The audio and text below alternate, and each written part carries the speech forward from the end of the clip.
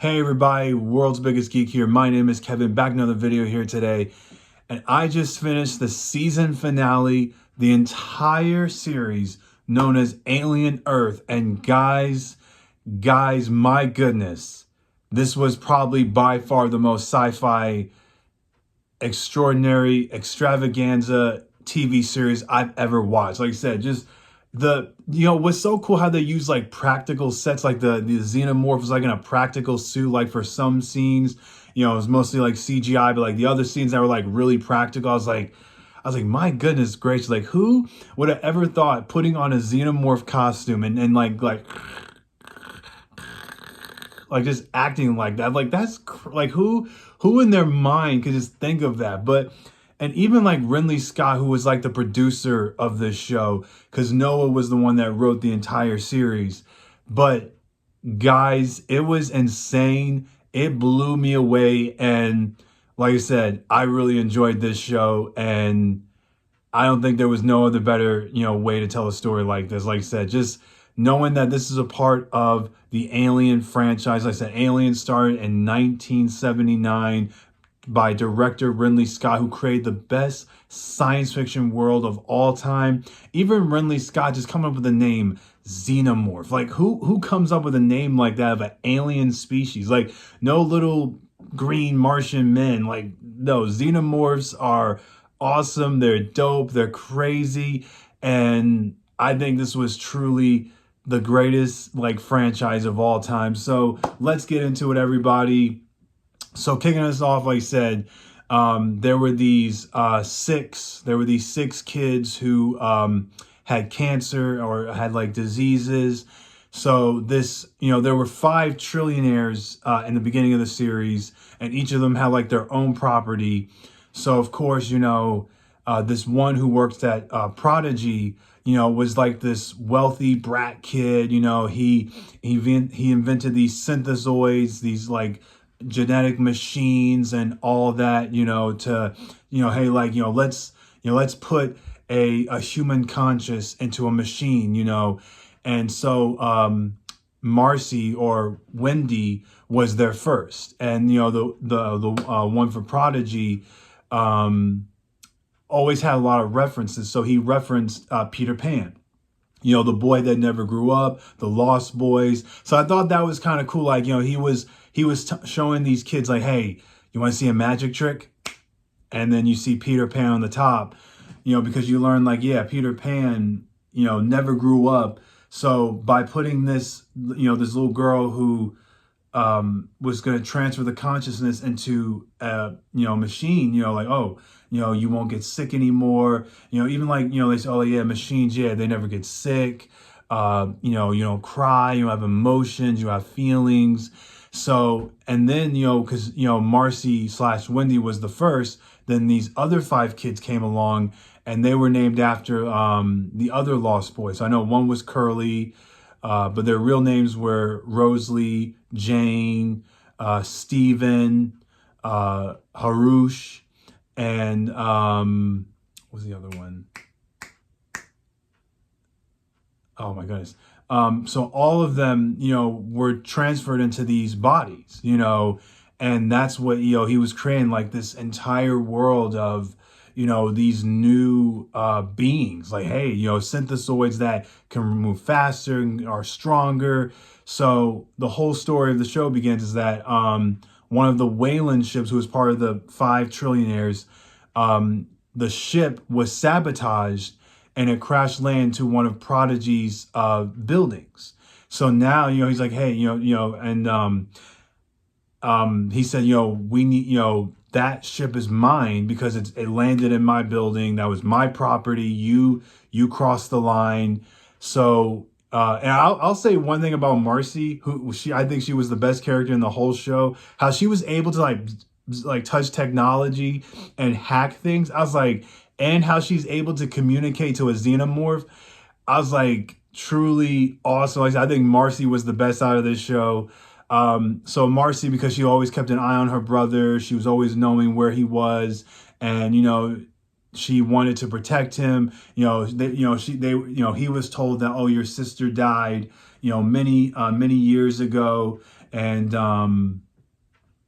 now she's in this machine, but she can't tell him who she is. So when they went to this site, because of her brother who works for Prodigy, like a medical company, was sent to that crash site when the ship crashed into one of the buildings. So she went down and said, hey, send us, we got this, we could do this. And so they went down, and she's like, oh, don't tell anyone, but I'm going down there because that's my brother. Oh, you can't tell them, because Prodigy like kind of kept their families, hidden. They didn't want to know that they were alive. They were, supposed to be kept, bound and, keep secret, because this guy created these synthetoids and putting these children's mind into these machines, So as they arrived, Marcy, it's like, hey, I'm your brother, I'm your sister. And he's like, oh, if you're my sister, tell me something. And then she would reference like Ice Age. And, she would say all these things to show like, oh, what happened to my sister? I had cancer and all this. And then he hugged her. I was like, oh, wow.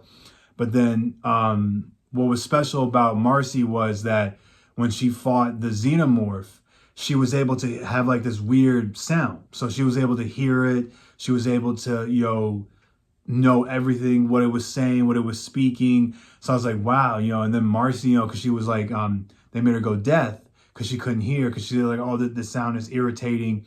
So because her brother got stabbed in the chest, which pierced his lung, they cut one of a little spider, the doctor cut one of the creatures and put the little tiny baby xenomorph into her brother's lung, which adaptively grew into that lung. Because when xenomorphs, when they attach, when the little spiders attach to you, it goes into the person's body and comes out. But this time it was different. So that's what created her brother to be connected to this thing. That's why Marcy knew like what it was saying, how it was speaking, and I just felt like, wow, that was like true. And also the aliens, the specimens they picked up. Now, it was very sad that we lost Steven, who was Curly.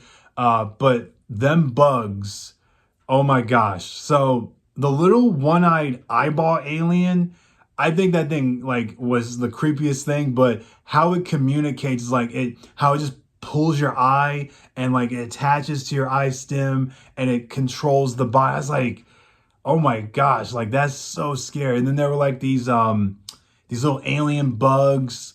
One that I guess that sucks your blood, is like goes bigger and bigger. Also, it had like little parasites. So, which I thought was a really cool thing about the show, like a backstory. So the ones that suck your blood have like little parasites that they shoot from behind them. And so one of the crew members drunk it because he was eating something spicy. And I guess because they were, filling the bloodstream in his body, he was, throwing up. And but then you learn that one of the people was on that ship, sabotaged it because, he's like, yo, I heard you can make me into this synthezoid, a new body. He's like, yeah, just do whatever it takes to damage the ship. So he opened one of the cages with the xenomorph eggs, and the captain and one of the medical officers or commanders, doctors, was also attached to that thing. And now you learn, like, the guy was sabotaging, and the one who was a security officer had like a cybernetic arm, which I thought he was cool too. He found the person responsible. Like, oh, this ship must crash and it must fall apart. And that's why when the one who owns Prodigy is like, well, I don't care if it's a Wayland ship, it's my property. That person crossed the line. It's my area, so I'm taking all of it. Also, there was this plant creature, which was very terrifying. It crawls on the wall and, it just like grabs you and just pulls you up and eats you. I was like, ugh. Of course, the flies, they digest, I guess, with acid from the inside of their bodies. Like I said, this entire show is just so awesome. And the creatures, everything about this show, I was like, wow. But that little one-eyed eyeball, I think that one was the most like terrifying one. But like I said, I think this whole series was crazy. It was insane. And like knowing that the security officer who used to work for one of the five trillionaires' grandmother was like, oh, I can bring it back. And of course, they sabotaged the island. And then of course, Harush, was he was like scared because the guy, the security officer went after his family. And he's like, oh, if you don't do this, I'm going to hurt your mom. And then, of course, in the finale, he got payback. He's like, look, I never hurt your mom and never harmed your family. He just knocked him out. I was like, oh my gosh. But at the very end, the creator got what he learned. And the doctor, who was a very sweet nurse, but of course, she got sent to prison with all the others. And now, Marcy and the others, they control that island. So, and of course, we did see the Wayland transports come to that island to get the rest of the stuff. But like I said, Marcy's got that xenomorph on that prison cell, and that new xenomorph that came out of Arthur's body, which was sad. And of course, the little one-eyed eyeball is now an Arthur, because like I said, it attaches to its host and pulls out the eyeball.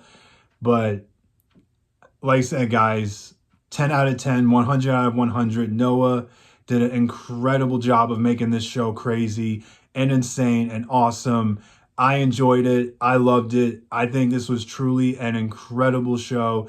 And I hope, dear goodness gracious, this show gets a season 2, because I want to expand more, what's going to happen. Will Wayland get their equipment? Is Marcy going to be in charge of Prodigy? Who knows? But like I said, this was truly, awesome. I loved it. I think this was the best show I truly admired out of all the other ones. But like I said, that does it today, guys. You guys have an awesome day. I'll talk to you guys later. And of course, get ready for tomorrow, because that's right, Marvel Zombies comes out. I'm really looking forward to the 4-part event for tomorrow. It's going to be crazy, gnarly, and wild. But until then, I'll talk to you guys later. Stay awesome, stay geeky, and I'll talk to you guys later.